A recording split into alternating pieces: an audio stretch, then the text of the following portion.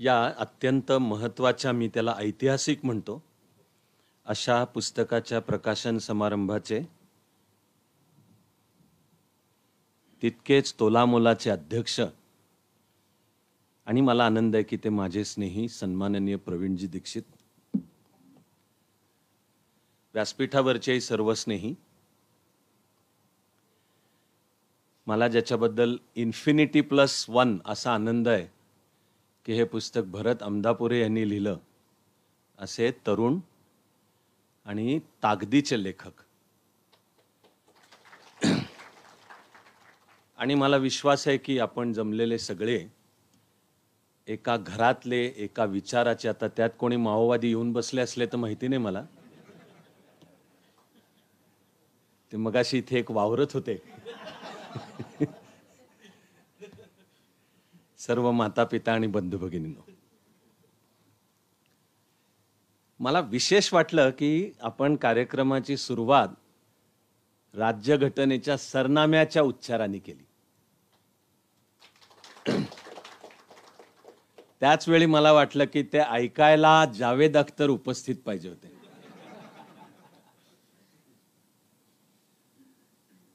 तिकडे अफगाणिस्तान तालिबानच्या ताब्यात गेल्यापासून त्यांनी भयंकर तारे तोडणं सुरू केलंय आणि तालिबान्यांना इस्लामिक राष्ट्र हवंय आणि ते ज्यांच्याबद्दल तारे तोडतायत ते म्हणतायत की यांना हिंदू राष्ट्र हवंय, म्हणजे ते एकाच मापाने मोजण्याचे आहेत, असे थोडे माईकवरनं त्याला दुसरे सभ्य शब्द नाहीत, ह्याला तारे तोडणे असंच म्हणायला लागेल. पण मला वाटलं की ते जर असते तर त्यांनी पाहिलं असतं की आपण सगळ्यांनी एका समान सुरामध्ये त्या सरनाम्यामध्ये जे भारताचं वर्णन केलेलं आहे आणि कार्यक्रमाचा सुद्धा सगळ्या वैचारिक टोन जर आपण पाहिला तर तो मूळची राज्यघटना, तिचा नीट अभ्यास आणि जे मांडायचं ते उत्तर त्या राज्यघटनेच्या चौकटीत मांडायचं, हे जे ग्रेट काम ह्या पुस्तकांनी केलेलं आहे, तो बरोबर सूर पकडणारा प्रारंभ होता तो, असं मला त्यामुळे विशेष वाटला, आनंद वाटला.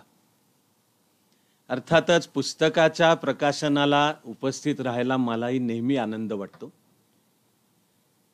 त्यातून आपल्या हस्ते वगैरे प्रकाशन ही तर आणखीन दुधात साखर.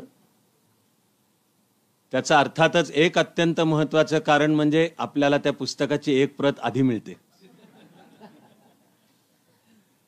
आणि पुस्तक ही अर्थात सगळ्यात मोठी गिफ्ट आहे की वाचायला, तर मी गेल्या 2 दिवसांमध्ये ते खूप मनापासून वाचून पूर्ण केलं. त्यानंतर जी माओइस्ट स्ट्रॅटेजी आणि डॉक्ट्रिन ही जी पुस्तक, तेही मी दरम्यानच्या काळामध्ये नीट वाचून पूर्ण केलं. तेव्हा मीच मनापासून म्हणतोय की एकाच वेळी भरतला, विवेक विचार मंच, तरुण भारत या सर्वांचे मी आभार प्रकट करतो मनापासून. आणि अशा या कार्यक्रमामध्ये इथे उपस्थित राहायची, तुमच्याशी संवाद करायची संधी दिल्याबद्दलही आभार प्रकट करतो. जरा मराठी भाषेचा प्रकृती धर्मच असा आहे की मराठीमध्ये आभार प्रकट करतो फार चौकोनी वाटतं. त्यामुळे मराठीमध्ये नुसतं आभार प्रकट करतो म्हणता येत नाही, मनापासून असं म्हणावं लागतं, मनापासून प्रकट. तरी ते पुरेसं आपल्याला म्हणायचंय, ते पोचलं का नाही अशाची आपल्याच मनामध्ये शंका. पण खूप आनंद, आणि मी मनापासून म्हणतो की आभार प्रकट करतो. प्रवीणजींचं सर्व बोलणं आपण सगळेच, आणि मी सुद्धा लक्षपूर्वक ऐकत होतो. मी खरंच म्हणतोय की त्यांच्या बोलण्यानंतर आता कोणी बोलू नये इतकं ते सर्व अंगानी सविस्तर आणि नेमक्या मोजक्या शब्दांच्या मध्ये ते बोलले. आता तुम्ही मला प्रेमाने बोलवलंय म्हणून मग मी एक 2-3 मुद्दे तुम्हा सर्वांच्या पर्यंत पोचवायला थोडं बोलीन. पण स्वतः राज्याचे पोलीस महासंचालक, ज्यांनी ह्या सर्व जबाबदाऱ्या समर्थपणे पेललेल्या आहेत, ते ज्या वेळेला या शहरी माओवादाविषयी, म्हणजे मिन्सिंग नो वर्ड्स, इतक्या क्लॅरिटीने बोललेले आहेत, सुस्पष्टपणे स्ट्रेट नावं घेऊन आणि केसेसचे दाखले देऊन अशा सगळ्या सकट, तर मला वाटलं की या पुस्तकाच्या बरोबर ते जे बोलले त्याची पण एक CD किंवा डिजिटल लिंक तयार करावी आणि ती पण सगळ्यांना ऐकायला पाठवावी. इतकं ते सर्वांगानी बोलले.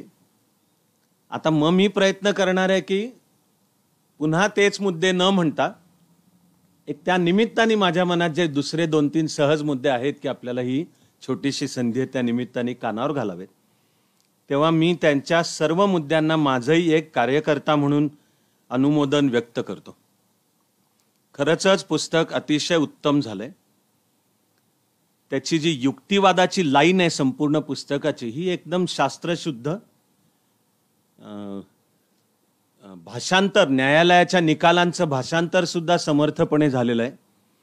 आणि आपण तर सगळ्यांनी हे पुस्तक वाचावंच, पण मला वाटलं की विविध विचारधारांच्या कार्यकर्त्यांच्याही सर्व बैठकींच्या मध्ये ह्याचं नीट वाचन झालं पाहिजे. त्या दृष्टीने जमलं तर याची एखादी छोटी आवृत्ती, आणि हल्ली डिजिटल करताना असं सगळं करता येतं की सर्व आरोपींचे अर्ज न्यायालयाने फेटाळून लावलेत, ते देताना गुणवत्तेवर निकाल दिलेले आहेत. तर मेन लाईन ऑफ आर्ग्युमेंट, युक्तिवाद मांडता येतो. आणि अधिक सविस्तर ज्यांना पाहिजे ते ह्या लिंकवर क्लिक करा, तर तुम्हाला तो न्यायालयाचा मूळचा निकाल पाहायला मिळेल. असं सुद्धा मिळतं. असं एक व्हावं असं मी सहज कानावर घालून ठेवतो की याचे पडसाद उमटले पाहिजेत सातत्याने आणि सखोल याचा अभ्यास झाला पाहिजे. तेव्हा पुन्हा एकदा भरत आणि विवेक विचार मंच आणि तरुण भारत यांचे आभार प्रकट करतो. मला 8 जानेवारी 2018 पासूनही जाणवलंय आणि हे पुस्तक वाचण्याच्या निमित्ताने आणखी जाणवलं की त्या तुषार दामोगडेंनी सुद्धा फार मोठं पुण्यकर्म केलं. वेळच्या वेळी 8 जानेवारीला त्यांनी जी नोंदवली तक्रार, आणि मग सगळी जी पोलीस आणि कायद्याची चक्र फिरायला पाहिजेत, नाही तर जी दिशाभूल करून ह्याला एक तिसरंच वळण देण्याचा प्रयत्न चालू होता, तोही आपल्याला दिसून आलाय की तो यशस्वी होताना दिसत नाही. आले तिथे आले. मी पण म्हणजे मनापासून धन्यवाद प्रकट करतो, आलेले आहेत तिथे.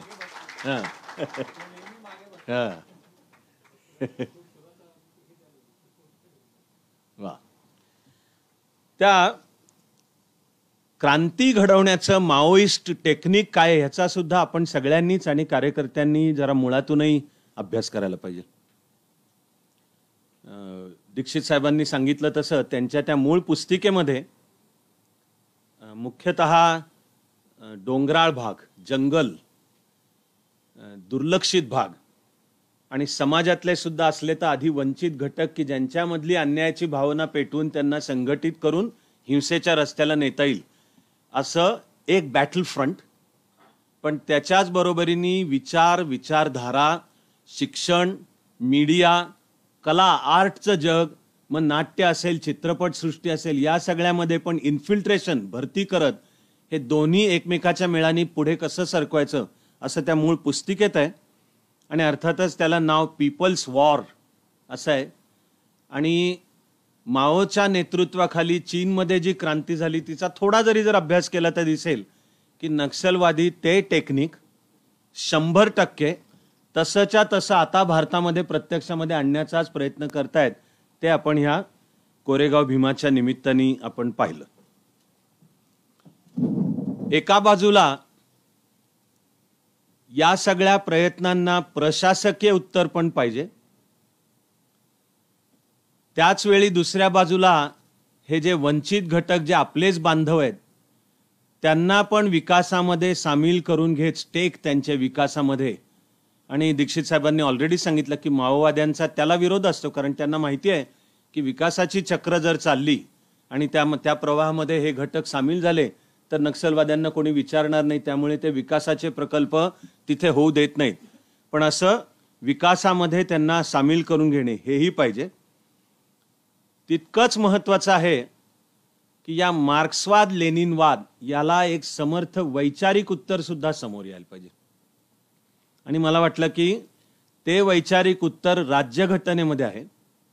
आणि त्या राज्यघटनेवर आधारित न्यायव्यवस्थेने जेव्हा ह्याच्यामध्ये सगळे निकाल दिले आणि आरोपींचे जामीन अर्ज सुद्धा फेटाळले, म्हणून ते पुस्तक फार मोठी भूमिका बजावत आहे. या लाईनवर आणखीन अर्थातच सातत्याने काम होत राहिलं पाहिजे आणि मार्क्सवाद लेनिनवाद त्याच्या कॉम्बिनेशनमधनं माओवाद त्याची विचारधारा पण आणि त्याच्यामग स्ट्रॅटेजी आणि टॅक्टिक या सर्वाला उत्तरं समोर येणं आवश्यक आहे. उदाहरणार्थ जगामध्ये जिथे जिथे साम्यवादी क्रांती झाली तिथली सर्व मानवाधिकार आणि स्वातंत्र्य संपले असा इतिहासाचा धडा आहे. मग जर काही ML मार्क्सिस्ट लेनिनिस्ट हे एक लोकशाहीचा बुरखा पांघरून लोकशाही राजकारणामध्ये सहभागी होऊन जर दावा दिखावा करत असले तर तो फक्त सत्ता ताब्यात मिळवण्यासाठीच आहे. पण एकदा मिळाली की आता राज्यघटनेने दिलेले मूलभूत हक्क मग त्या राज्यघटनेमध्ये मूळ मानलेले मानवाधिकार सुद्धा हे उरणार नाहीत असा जगाच्या पाठीवर सर्वत्र असा अनुभव आहे. स्टॅलिननी सहकारी शेतीचा प्रयोग आणायला लक्षावधी रशियन शेतकऱ्यांना चिरडून मारलंय, रणगाड्याखाली चिरडून मारलंय. कम्युनिस्ट क्रांती. माओनी सुद्धा जे प्रयोग केले चीनमध्ये वेगवेगळे लेट 100 फ्लॉवर्स ब्लूम या प्रकारचे किंवा कल्चरल सांस्कृतिक क्रांतीच्या नावाखाली जे काही केले याच्यामध्ये सुद्धा एक तर त्याच्या चुकलेल्या धोरणांच्यामुळे पण लक्षावधी माणसं गेली, टाचा घासत गेली. पण प्रत्यक्ष कम्युनिस्ट पार्टीनी सुद्धा असं लक्षावधी जणांना मारलेले. तिकडे एवढासा देश आकाराला छोटा कंबोडिया तिथे 1970च्या दशकामध्ये चीनच्या मदतीने कम्युनिस्टांनी सत्ता ताब्यात घेतली. तो कम्युनिस्ट हुकुमशाह होता पॉल पॉट आणि त्यांनी कंबोडियाची 1/3 लोकसंख्या त्यांनी मारली त्याला. आता कंबोडियामध्ये ते जतन केलंय आणि ज्या एरियामध्ये त्यांना मारलं, शाळा ताब्यात घेतल्या त्याच्यामध्ये मारलं, त्याला किलिंग फील्ड्स असं नाव दिलेलं आहे. त्यामुळे पुन्हा दीक्षित साहेब ज्याचा उल्लेख करत होते की या संघटना नावं देताना गुलछबू मोठी मोठी आकर्षक देतात पण त्यांचे प्लॅन्स यशस्वी झाले तर या देशाची लोकशाही संपणार आहे, राज्यघटना संपणार आहे. नुसतं नाही, माओइस्ट टॅक्टिकचं त्यांनी मांडलेलं अंतिम उद्दिष्ट आहे to bring down the Indian state, की इथली शासन संस्था, राज्यव्यवस्था आणि सगळा भारत देशच कोलमडवणे असा ज्यांचा मुख्य हेतू आहे. त्यांना मग वैचारिक, व्यावहारिक, विकासात्मक, प्रशासकीय अशा सर्व पातळ्यांवर समर्थपणे उत्तर समोर जायला पाहिजे. आता 1 जानेवारी 2018ला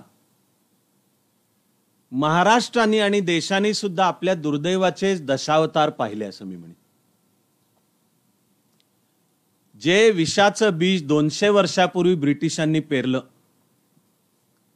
त्याला आणखी विषारी फळं आता 200 वर्ष उलटून गेली तरी होत आहेत. आणि ब्रिटिशांनी आपला इतिहास मांडताना त्या कोरेगाव भीमाच्या लढाईला म्हणजे 1 जानेवारी 1818 एक असा रंग दिला की ही जातींची लढाई आहे. प्रत्यक्षामध्ये त्या दिवशी काय झालं हे सुद्धा जर सखोल पाहिलं तर ती यत्किंचितही जातींची लढाई नाही. पण ब्रिटिशांनी तिथे विजय स्तंभ उभा केला. मी भारताचं भाग्य मानतो की त्या स्तंभावर दलित अस्मितेसाठी पहिल्यांदा मेळावा घेताना सुद्धा बाबासाहेब आंबेडकरांनी सांगून ठेवलंय की आपण ब्रिटिशांच्या बाजूने लढलो, यात वास्तविक अभिमान बाळगावा असं काही नाही. आंबेडकरांचा जेवढा सखोल अभ्यास होईल तेवढा हा भारत देश पण बळकट होणार आहे. आणि या ग्रंथामध्ये सुद्धा त्यांचे काही निवडक कोट्स अतिशय योग्य पद्धतीने तिथे मांडलेले आहेत. तर त्या 1 जानेवारी 2018 नंतर एक जे माझ्याच्याने थोडं लेखन झालं त्याच्या एका लेखाला मी नाव कोरेगाव भीमाची दुसरी लढाई, आणि त्या दिवशी तो लेख लिहिताना मी सुरुवात केली की ही कोरेगाव भीमाची दुसरी लढाई सुद्धा पुन्हा एकदा ब्रिटिशांनीच जिंकली. अर्थातच हा आपल्याला दिसेल की भारताच्या इतिहासाचा अन्वयार्थ मांडणारा साम्राज्यवादी पर्स्पेक्टिव्ह, कलोनियल आणि मार्क्सिस्ट हे अनेकदा भारताच्या इतिहासाविषयीचे त्यांचे निष्कर्ष समानच असतात. आज ते सगळं बोलण्याची जागा नाही, पण मी एवढं म्हणेन की यातले जे आरोपी आहेत त्यांची बाजू घेणारी केस सुप्रीम कोर्टात दाखल केली होती रोमिला थापर यांनी. हे पण विचारधारांच्या संगतीत बसणारी गोष्ट आहे. मार्क्सवाद आणि त्या मार्क्सवादी पर्स्पेक्टिव्हनी मांडलेला संपूर्ण भारताचा इतिहास हा भारत म्हणजे नाहीच आहे. तो नुसता भूगोल आहे. इथे काही संस्कृती एक हजारो वर्ष नांदली असं नाहीच आहे. आणि फार तर ब्रिटिशांनी एक समान प्रशासन दिलं, समान चलन दिलं म्हणून एकत्र आले. आणि राष्ट्र आत्ता कुठे 15 ऑगस्ट 1947ला झालंय. आणि तरी आजचे मार्क्सवादी आजही भारताला राष्ट्र मानतच नाहीत. ती सगळी भारताच्या इतिहासाची मांडणी ह्या सगळ्या मार्क्सवादी इतिहासकारांनी पण करून ठेवली. आणि अर्थातच ते युनिव्हर्सिटीजमध्ये आहेत, महत्त्वाच्या जागांवर आहेत, परवापर्यंत विविध सरकारी समित्यांवर होते. अभ्यासक्रमही तेच ठरवणार, त्याला आवश्यक ती पुस्तकंही तेच लिहिणार, पेपरही तेच काढणार, तपासणारही तेच. मी उदाहरणार्थ वेळ वाचवायला एकाच क्षेत्राचं उदाहरण बोलतोय. ही जी UPSCची तयारी आहे, स्पर्धा परीक्षा आणि त्यातलं UPSCचं क्षेत्र, it is a system of leftist indoctrination by default. की तुम्ही ऑटोमॅटिकली UPSCची तयारी करायची तर काय वाचलं पाहिजे? हिंदू वृत्तपत्र वाचलं पाहिजे. Hindu is the most anti Hindu newspaper, जी देशामधली सुद्धा दुर्दैवानी वस्तुस्थिती आहे. पण त्या हिंदूमध्ये अरुणाचल प्रदेशवर भारताचा ताबा कसा चुकीचा आहे, अरुणाचल हा कसा चीनचा भाग आहे, आणि काश्मीर मात्र जो भारताने ठेवलाय हा सैन्याच्या बळावर आणि स्थानिक जनतेवर अत्याचार करून ठेवलाय. त्या JNU मधल्या प्राध्यापक निवेदिता मेनन लिहिणार आणि शिकवणार पण JNU मध्ये की काश्मीरमध्ये भारतीय सैन्य स्थानिक जनतेवर अत्याचार करते. ह्याचे राष्ट्रीय आंतरराष्ट्रीय पातळीला अनेक स्वतंत्र स्वायत्त संस्थांनी पाहणी करून भारतीय सैन्याला क्लीन चिट दिलेला आहे की या प्रकारचं सरसकट मानवाधिकारांचा भंग भारतीय सैन्याने केलेला नाही. पण हे म्हणणार आणि हे शिकवणार आणि ते हिंदू वृत्तपत्र ते आता UPSCच्या तयारीला अत्यावश्यक. पुन्हा मी वेळ वाचवायलाच म्हणतो, अशी यादी पटकन सांगतो की प्राचीन भारताचा इतिहास समजावून घ्यायचा आहे तर रोमिला थापर, DN झा, RS शर्मा, तिघही कमिटेड मार्क्सिस्ट आणि त्यांनी जो इतिहासाचा अन्वयार्थ मांडलाय तो मार्क्सवादी आहे. उदाहरणार्थ त्यातल्या RS शर्मांचं एक 150 पानी पुस्तक आहे आणि त्यांनी त्यांची सगळी विद्वत्ता पणाला लावली आहे, म्हणजे मी वाया घालवली असा शब्द वापरतोय, की गुप्त काळाला कसं भारताचं सुवर्णयुग म्हणता येणार नाही असं आर्ग्यू करायला. पण ते पुस्तक UPSC मध्ये जनरल स्टडीच्या अभ्यासाला अत्यावश्यक. DN झा, मध्ययुगाचा इतिहास सतीशचंद्र, आणि आधुनिक इतिहास बिपिन चंद्र, सुमित सरकार, इंडिया आफ्टर इंडिपेंडन्स, स्वातंत्र्यानंतरची भारताची वाटचाल समजावून घ्यायचे बिपिन चंद्र, सुमित सरकार. आणि आता रामचंद्र गुहा स्वतःचं वर्णन लॅप्स्ड मार्क्सिस्ट असं करतात. पण त्यांचं जर इतिहासाचं इंटरप्रिटेशन पाहिलं तर उदाहरणार्थ मी आधी माझ्या अभ्यासाचा भाग म्हणून रामचंद्र गुहा वाचायचो. त्यांनी ज्या दिवशी औरंगजेबाचंही समर्थन केलं त्या दिवशीपासून मी ठरवलं की यापुढे माझा भरपूर वेळ वाचणार आहे. आता काय त्याचं वाचण्यामध्ये आपण वेळ वाया घालवण्याचं कारण नाहीये, की आता ही डावी बुद्धी एवढी भ्रष्ट झाली आहे की एक वेळ विचारांच्या पातळीला डाव्या विचारामध्ये राष्ट्रवाद, नॅशनलिझम, ते वेस्टर्न नॅशनलिझम करतात डिफाईन.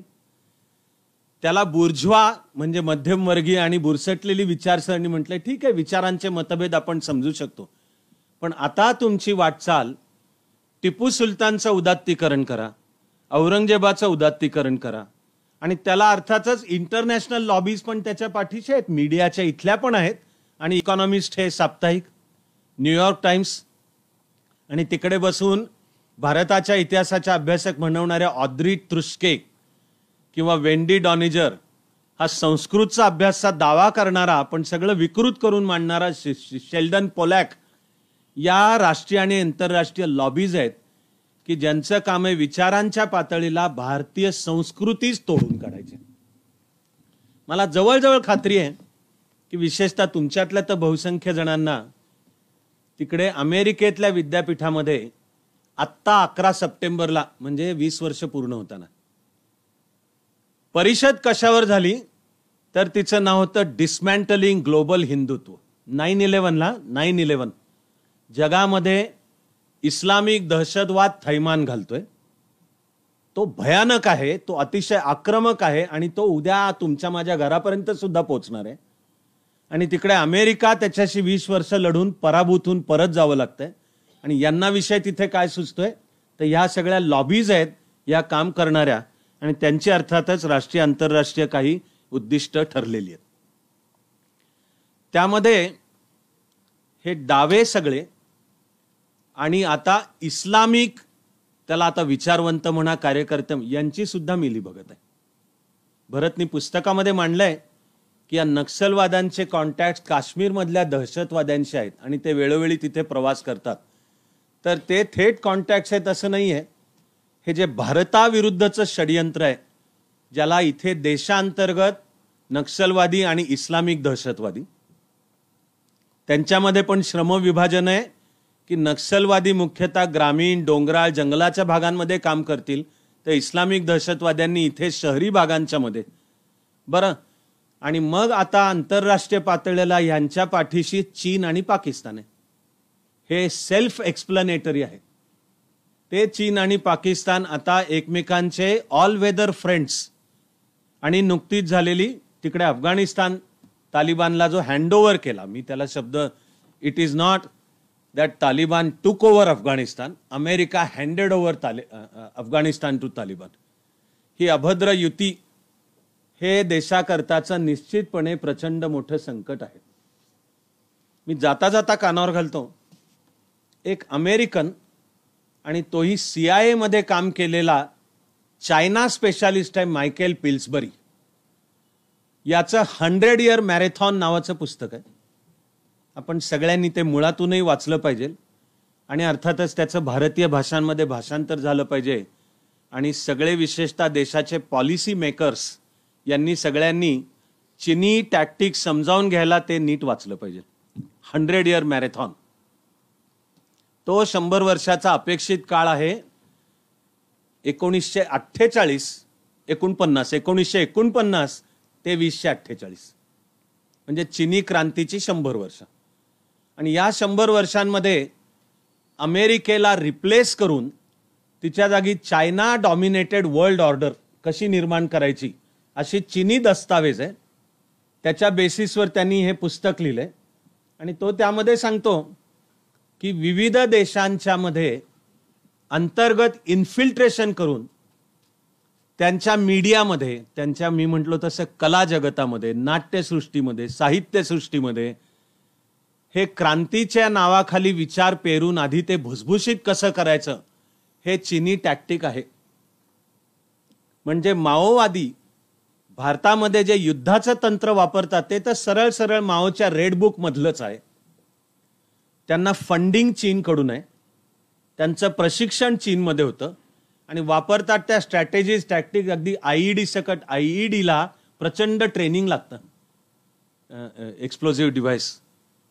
पण ते माओवादी करू शकतात आणि त्याच्यामध्ये आपले पोलीस फोर्सचे अनेक जण किंवा पॅरामिलिटरी फोर्सेसचे अनेक जण जातात. हे काही होम ग्रोन केवळ नक्षलवाद असं केवळ नाहीये. या देशांतर्गत आणि देशाच्या बाहेरच्या जगातल्या शक्ती सुद्धा भारताविरुद्ध भारताच्या एकात्मतेविरुद्ध काम करतात. परवापर्यंत भारताच्या डिफेन्स डॉक्ट्रिनला एक नाव दिलं जायचं ते म्हणजे 2 फ्रंट वॉर. की भारताला कदाचित एका वेळी 2 आघाड्यांवर लढावं लागेल, ते म्हणजे पाकिस्तान आणि चीन. त्यानंतर काही तज्ञांनी त्यात भर घातली आणि नाव दिलं 2.5 फ्रंट वॉर. ती हाफ म्हणजे देशांतर्गत ते नक्षलवादी आणि इस्लामिक दहशतवादी यांची मिळून. आणि आता तालिबानच्या ताब्यात अफगाणिस्तान गेल्यापासून आता हे 3 फ्रंट वॉर आहे. मला दिसतं की चालू काळ हा भारताच्या वाटचालीतला एक अत्यंत महत्त्वाचा क्रिटिकल काळ आहे. त्यामध्ये अनेक तऱ्हांच्या हिंसक शक्यतांना भारताला सामोरं जायचंय. आपल्याला सगळ्यांनाच ते समजावून घेऊन आपल्या परीने हे राष्ट्र समर्थ व्हायला एकत्र पण यायचंय आणि काम पण करायचंय, तो माझा विश्वास आहे. ते काम आपण सगळे मिळून करत राहूयात अशी प्रार्थना करतो आणि थांबतो.